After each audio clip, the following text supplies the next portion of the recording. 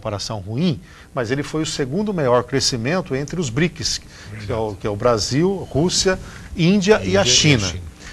Com um crescimento de 8,3% no primeiro trimestre. Uma loucura, né, para os padrões. É evidente que nesse momento há uma retomada maior dos preços. Os empresários queriam recuperar as suas margens de lucro.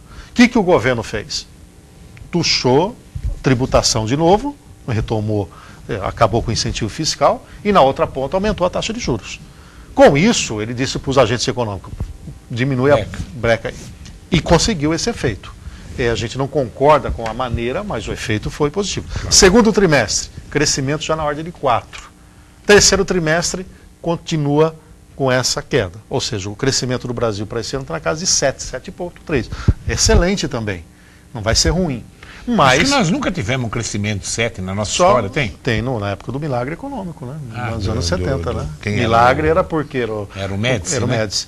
Nós tivemos a combinação de alto crescimento com inflação de 14% ao ano. É verdade. Mas milagre também, entre aspas, né? Porque um endividamento público tremendo. Isso dá um outro programa para a gente conversar sobre os anos 70 aqui. Mas, de qualquer maneira, a inflação ficou sob controle. E aí, houve um freio no crescimento econômico. Então, esta inflação de 0,4 demonstra que o Brasil vai cumprir a meta de 4,5%, que é a fixada.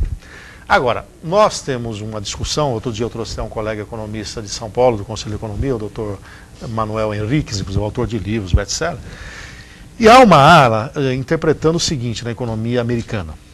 A economia americana ela teria um desempenho em U. Como é que é o U? Houve uma queda acentuada da economia americana, ela teve um momento de baixa e estaria na retomada.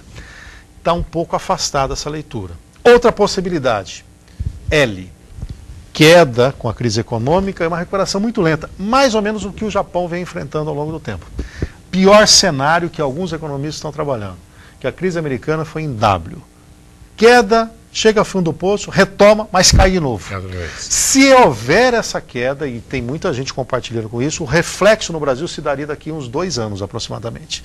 E aí tem que ser feita uma liçãozinha de casa. Então, está por completo estancada a crise americana? Não. Temos que ter preocupação a médio prazo? Sim. Lamentavelmente, no ano de eleição, não se fala nisso, né? O governo Lula quer só mostrar coisas boas, dizer que está tudo sob controle. Mas o sinal de alerta está aceso e o que é pior para o governo atual, como herança para o próximo governo, independentemente de quem vença. A questão do déficit público.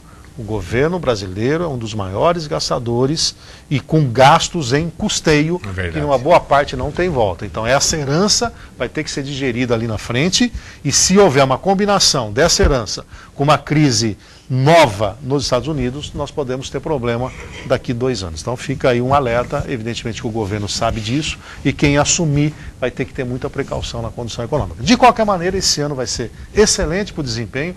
Nós temos o ano que vem com promessa de crescimento de 4,5% a 5%, uma base maior, e isso é verdadeiro e as empresas podem trabalhar nisso. O alerta fica para um cenário para daqui 2, 3 anos como sinal de alerta para que o planejamento das pessoas da empresa estejam mais adequados a uma eventual nova crise vinda dos Estados Unidos.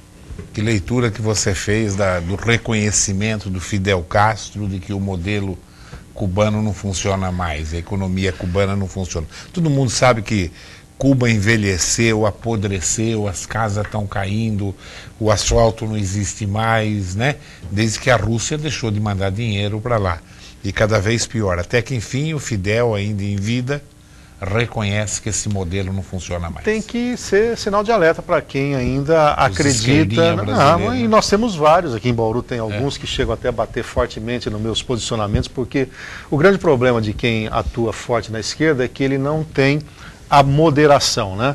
A gente está aqui, transita pelo mundo capitalista, mas também trabalhamos com indicadores sociais. Então a pessoa rotula como se você fosse capitalista extremado, aquele capitalista selvagem. Não, eu defendo a livre iniciativa, a livre concorrência. E eles confundem esse posicionamento. Então, fica aí o recado para esses que ainda acreditam em Papai Noel, que não admitem a queda do Muro de Berlim. Quando escancarou também a Rússia, ficou evidente o atraso que tinha lá.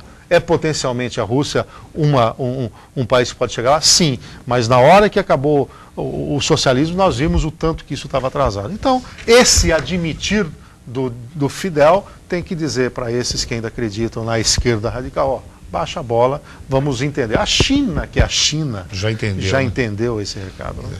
Não, Use que de bom o capitalismo tem e claro, apregoe um crescimento da área social. Isso deveria ser o modelo. E não querer reestatizar, confiscar tudo, eu sou dono dos bens, conflito entre capital e trabalho. Né? Esse discurso já ficou no século passado. O mundo não aceita mais. Né? Não, e sabe o mais importante? O leste europeu abandonou o socialismo, aquele modelo de socialismo, democraticamente. Sim. Não precisou nem revolução. E é isso. Aquilo foi instalado por revolução. A queda dos czares. E a retomada, né? Não. Claro, a retomada não. Os caras abandonaram. E quais são os melhores modelos no mundo? A social-democracia. Aqueles que chegam num patamar de crescimento e desenvolvimento em que há natural distribuição de... Pega o caso da Noruega. Um índice de Gini, que mede concentração, muito próximo a 0,035, né? Um sistema que funciona.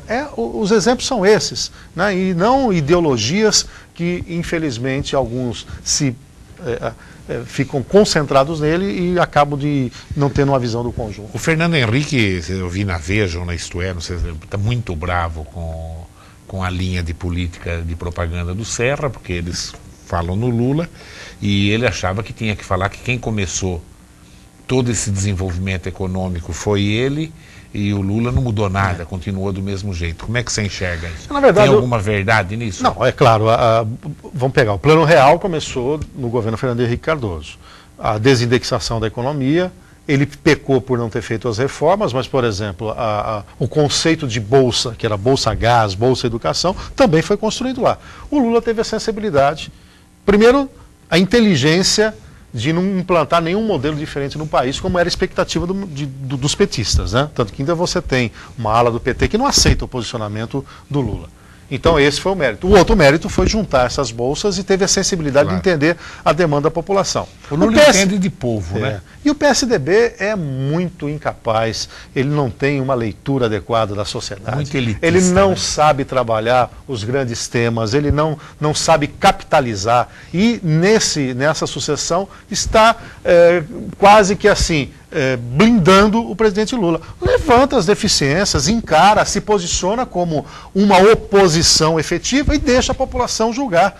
Ou você quer ganhar a eleição ou você quer marcar posição? As duas coisas? Então tenha convicção naquilo que está fazendo. É um fiasco, na minha posição, essa campanha que o PSDB está desenvolvendo e tudo está apontando para perder as eleições. Você que entende de bolsa, que previsão você faz para o futuro imediato? Vamos falar daqui até o fim do ano. O que pode acontecer na Bolsa? Não vejo grandes problemas, não tem nenhum modelo novo em discussão em relação às eleições. Nós temos ainda uma dúvida sobre o ambiente externo, isso vai oscilar fortemente, mas nós estamos falando aí de ações que comandam a Bolsa de São Paulo. Quem ganhar não vai ter alteração. Se tivesse, inclusive, já estaria agora, né? Então, não há uma discussão de modelo. Nós estamos discutindo gestão só. O modelo é o mesmo. O modelo é o mesmo, então não tem porquê. Agora, se houver uma crise como essa que eu estou dizendo americana, evidentemente que abala. E a próxima semana vai ter a opção para compra de ações da Petrobras. Quem é acionista atualmente vai ter a oportunidade de fazer a sua reserva. Vale a pena. E essa queda das ações da Petrobras? O mercado está se preparando para comprar a um preço mais convidativo. Não é um mercado manipulável, mas um movimento forte dos investidores de venda faz com que o preço caia lá. Já é um preparo para comprar a semana que vem a um preço bastante acessível, daí a recomendação que quem tiver condição fazer a aquisição. Nesse momento, só para quem é acionista, inclusive quem tem ações do Fundo de Garantia na Petrobras. Os demais vão ter que esperar o momento do relançamento.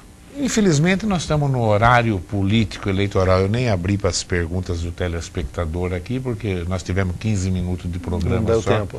Infelizmente. Mais alguma coisa, Café? Não, um prazer estar com você. Vamos voltar aqui, que essa foi a amostra grátis. Claro. Só, né? Logo depois do horário político, você já vendo. Bom, no dia da eleição,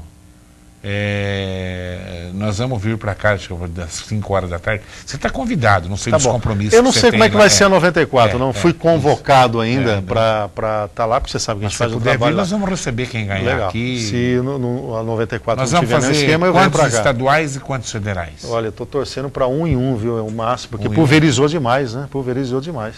Né? Não estou confiante, não. Tomara Deus que você esteja errado. Tomara. Café, obrigado pela presença. Prazer. Continue ligado aí nos horários alternativos da TV Prevê. Tchau.